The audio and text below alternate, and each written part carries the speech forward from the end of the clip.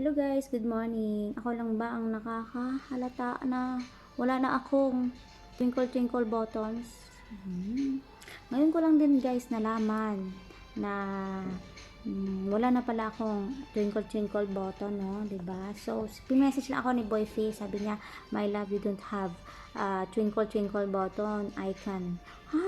Na-shock naman ako. Sabi ko, sige, tingnan ko nga sa video ko. Ay, nawala naman talaga guys. Oo, nawala talaga ang aking twinkle button. So, sabi ko, ano nangyari? My love, ba't ganun? Sabi ko, ganun. So, nag-check ako sa mga, nag-research muna ako. Sabi ko, ganun, marami pala. Hindi lang pala ako. Pero marami din mga content creator na nawala din ang kanilang twinkle buttons.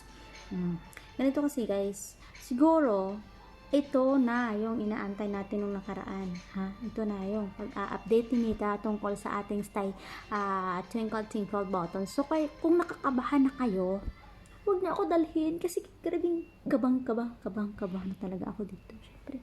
Siyempre may mga earnings tayo na maaapektuhan pag mawala yun, di ba? So, sana nag-a-update lang si Meta.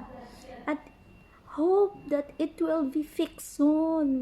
Mag-pray na lang tayo guys kasi nakakabahan din ako. Kung kayo nakakabahan, grabe talaga yung kaba ko guys, no? Siyempre yun lang naman ang inaasahan ko, yung aking earnings. So, ang laki kasi ng tulong yun sa akin guys, no? Sa mga kagaya ko dyan, no? Kagaya ko dyan ng mga content creators. So, mag-aantay tayo.